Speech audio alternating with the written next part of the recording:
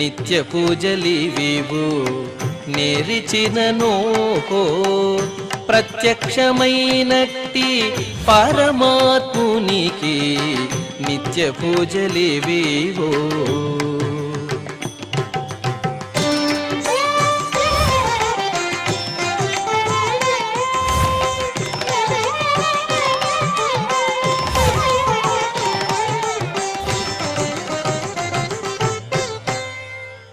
ఓం నమో వెంకటేశాయ.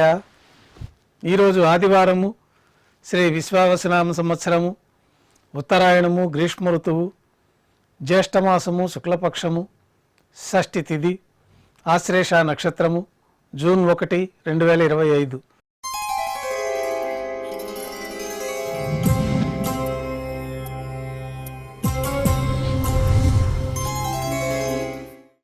మాధ్యాహ్నిక ఆరాధనలో భాగంగా బంగారు పంచపాత్రలో శుద్ధ తోయాన్ని నింపుకొని స్వామివారికి ఉత్సవమూర్తులకు ఉపచారాలు సమర్పించి అష్టోత్తర శతనామాలతో అర్చన నిర్వహించి మాధ్యాహ్నిక నైవేద్యంలో భాగంగా అన్నప్రసాదాలు, పన్యారాలు, ఘంటానాదం మధ్య నైవేద్యంగా సమర్పించిన తర్వాత భక్తులని సర్వదర్శనానికి అనుమతిస్తారు. ఉభయ దేవేరులతో శ్రీ మలయప్ప స్వామివారు బంగారు తిరిచిపోయిన వేంచేసి మేళ తాళాలతో ఊరేగింపుగా విమాన ప్రదక్షిణంగా సంపంగి ప్రాకారంలో కల కళ్యాణ మండపానికి చేరుకుంటారు. కళ్యాణోత్సవం ప్రారంభమవుతుంది. పుణ్యాహవాచనము, అంకురార్పణ, రక్షాబంధనము, అగ్నిప్రతిష్ఠ, స్వామివారికి అమ్మవార్లకి నూతన పట్టు వస్త్రాల సమర్పణ, మహాసంకల్ప పఠనం, మాంగళ్యాలకు ఆరాధన, మాంగళ్యాలకు అభిషేకము, మాంగళ్య పూజ పూర్తయిన తర్వాత స్వామివారి తరఫున అమ్మవార్లకి మాంగళ్యాల సమర్పణ, స్వామివారికి అమ్మవార్లకి కర్పూర నీరాజనము, విశేషమైన హోమాలతో పూర్ణాహుతి పూర్తయిన తర్వాత మాలా పరివర్తనం అనే కైంకర్యాన్ని నిర్వహించి ఉభయ దేవేరులను శ్రీవారి చెంతకు చేర్చి ఈ సందర్భంగా అక్షతారోపణం అనే వైదిక కార్యక్రమాన్ని నిర్వహించి కర్పూర నీరాజనము, నైవేద్యము, తిరిగి కర్పూర నీరాజనంతో కళ్యాణోత్సవం పూర్తవుతుంది. కళ్యాణోత్సవ భక్తుల దర్శనం అనంతరం ఉభయ దేవేరులతో శ్రీ మలయప్ప స్వామివారు ధ్వజస్తంభం వద్ద కల అద్దాల మండపానికి చేరుకుంటారు.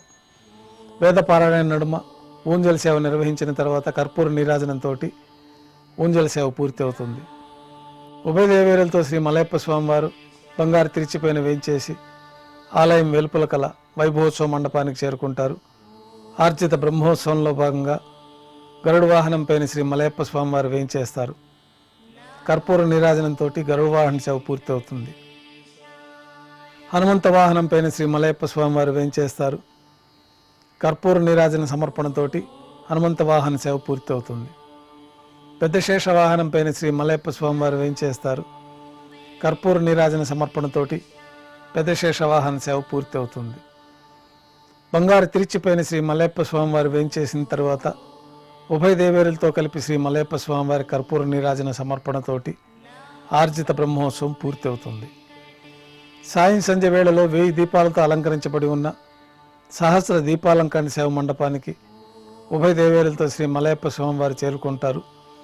వేదం, గానం, నాదం నడుమ సహస్ర దీపాలంకరణ సేవ నిర్వహించి నక్షత్ర నీరాజనము, కర్పూర నీరాజన సమర్పణతోటి దీపాలంకార సేవ పూర్తి అవుతుంది. ఉభయ దేవేరులతో శ్రీ మలయప్ప స్వామివారు 4 తిరువీధుల ఉత్సవం జరుపుకున్న భక్తులను అనుగ్రహించి శ్రీవారి ఆలయంలోకి చేరుకుంటారు.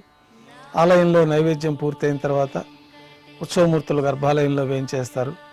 వెంటనే రాత్రి తోమాల సేవ ప్రారంభమవుతుంది.